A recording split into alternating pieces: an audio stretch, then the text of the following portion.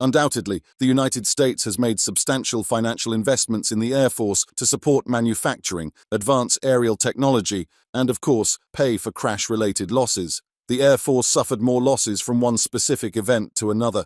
The $2 billion Spirit of Kansas stealth bomber loss that occurred at Andersen Air Force Base in 2008 was the highest loss in aviation history.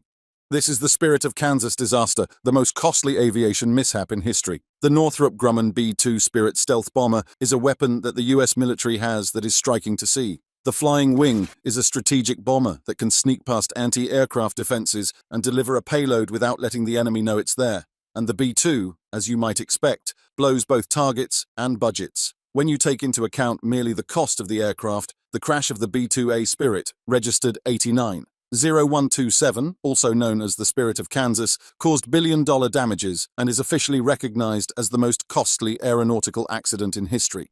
On the island of Guam, on February 23, 2008, at around 10:30 a.m. local time, one of the strongest airplanes ever was having serious problems. Spirit of Kansas, a B-2 Spirit stealth bomber, startled the two pilots in the cockpit moments after takeoff when it started to mysteriously drop back to Earth. Despite their best efforts, the crew was unable to regain control of the deadly bomber, and both pilots were forced to jump out when its left wing clipped the runway. Fortunately, no one was killed, and just a spine injury was sustained. The bomber was out of control, and the two officers, Major Ryan Link and Captain Justin Grieve, were removed as soon as one of the wingtips touched down, allowing them to escape and survive the crash. The airplane was destroyed, with an estimated $2 billion in total losses. No explosives were on board, according to the private industry publication Air Force Times. Classified material had been placed onto the bomber the morning it was returning to Whiteman Air Force Base after a 4-month deployment in support of Pacific Air Force's continuous bomber presence, according to the Air Combat Command Accident Board report. One pilot was assessed and released from Guam Naval Hospital, while the other was admitted. After the disaster, a B-2 that was already in the air was called back to Andersen, where it and the other B-2S were grounded until the preliminary crash investigation was finished. To replace the B-2Es, 6 Boeing B-52S from the 2nd Bomb Wing of the 96th Bomb Squadron at Barksdale Air Force Base in Louisiana were sent in. Although the incident ended quickly, it resulted in a $2 billion receipt, making it the most costly airplane crash in history. A change in the weather was all that had destroyed a B-2 that was capable of destroying entire cities and causing a cataclysmic catastrophe. The collision would demonstrate that Mother Nature always has the final say, regardless of the might of men. Spirit of Kansas, a B-2 bomber, had been stationed on the island of Guam for 4 months. Deployed to Andersen Air Force Base as part of U.S. Pacific Command's Bomber Forward Presence mission, 4 B-2S served as a deterrence to North Korea and China. February 23rd was the day the 4 bomber crews and the maintainers who had accompanied them from Whiteman Air Force Base in Missouri could finally return home. The plane was supposed to take off that morning in a 2-ship formation with another bomber, and the flight back to Missouri was expected to be a taxing one, lasting over 16 hours and involving 2 aerial refuelings. The 2 pilots loaded their gear, classified data, and what one B-2 pilot once described as long-duration crew comfort equipment, as comfy chairs meant for sleeping, aboard the aircraft. The crew started the engines and started going over their pre-flight checklists. The B-2 taxied to a spot on Andersen's runway when the ground crew and pilots were convinced the aircraft was ready. Guam's high humidity had resulted in inaccurate information being received by the plane's air data system, which was unknown to both the pilots and the B-2's computer brain. The crew, temporarily assigned from Missouri, didn't know any better and missed the mistake, but the plane's height on the ground registered as 682 feet, 136 feet below the actual ground level. The master caution light in the cockpit and the flight control system warning light came on as the aircraft started to roll down the runway. However, they both went out 6 seconds later. After looking into the matter, the co-pilot judged that the jet was still preparing for departure and that the problem had cleared. The pilot pulled the plane's nose into a rise to begin takeoff 21 seconds later. The same sensors that had produced inaccurate altitude data also misreported the plane's airspeed, a fact that the pilots were unaware of. These sensors are called port transducer units, PTUs. Rather than reporting 154 miles per hour, which is not a safe takeoff speed, the PTUs dutifully reported that the plane was rolling down the runway at 163 miles per hour, a safe takeoff speed. Due to inaccurate data, the Automatic Flight Control System, FCS of the B-2, thought the bomber was in a steep descent as soon as its wheels broke off from the ground.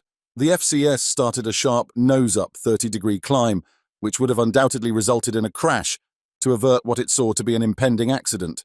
Due to its low speed, fuel-laden weight and momentum, the plane was unable to maintain an upward trajectory and started to sink. According to the accident report, pilot No. 1 attempted to take back control of the aircraft, but it was deemed unrecoverable. When the bomber's left wingtip touched the runway, the pilots immediately had to bail out, causing the aircraft to crash, burn, and sink to the ground. The two pilots were quickly retrieved by airbase personnel. Pilot No. 2 sustained compression fractures in his spine during the ejection procedure and subsequently recovered completely, whilst pilot No. 1 only sustained minor injuries. Over a field spanning more than 4 acres, fragments of the demolished Spirit of Kansas burned for 6 hours. According to the investigation's conclusions, moisture from heavy, lashing rains entered skin-flush air data sensors, causing the B-2 to crash. Many parameters like altitude and airspeed are calculated using the sensor data. The malfunctioning of 3 pressure transducers, which were caused by internal condensation rather than a maintenance mistake, resulted in erroneous aircraft angle of attack and airspeed calculations by the flight control systems. Inaccurate airspeed information on the cockpit screens caused the aircraft to rotate at 12 knots, 22 kilometers per h, or 14 miles per hour slower than what was displayed. The computers unexpectedly injected a quick 1.6 G, uncommanded 30-degree pitch-up maneuver after the wheels lifted off the runway, causing the flight control system to convert to new control laws. An unrecoverable stall, yaw, and descent were caused by the combination of the extreme angle of attack and slow lift-off speed, along with the accompanying drag. Shortly after the left wingtip began to rake the earth beside the runway, both crew members were successfully extricated from the aircraft. The aircraft's gasoline ignited, causing it to crash onto the ground and burn. The pilots were cleared of any misconduct by the accident investigation, which placed the responsibility on the PTUs and the humidity. It also turned out that poor PTU data had been discovered by maintainers on a previous Guam deployment in 2006. It was advised by engineers that pilots turn on the PTU's internal heaters to dry them out before the FCS could extract data from them. That advice was never put into practice and was never applied to later bomber deployments. The incident led to an Air Force standardization of pre-flight protocols, including turning on the PTU heaters before departure.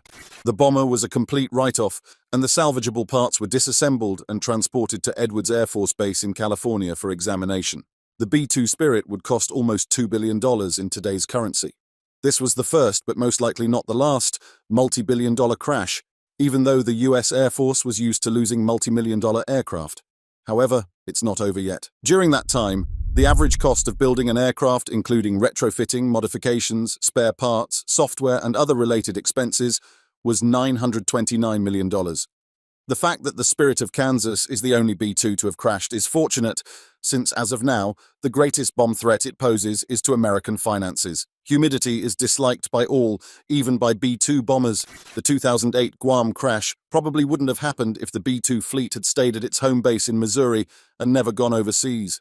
Having said that, the United States military is an international expeditionary force that needs to be ready to fight at any time and any place, including cold tundras, jungles, and deserts. Routine missions could end tragically if crews and maintainers do not keep a close check on their equipment as conditions change. The $2 billion disaster served as a lesson in how the local weather alone may bring down even the most advanced equipment.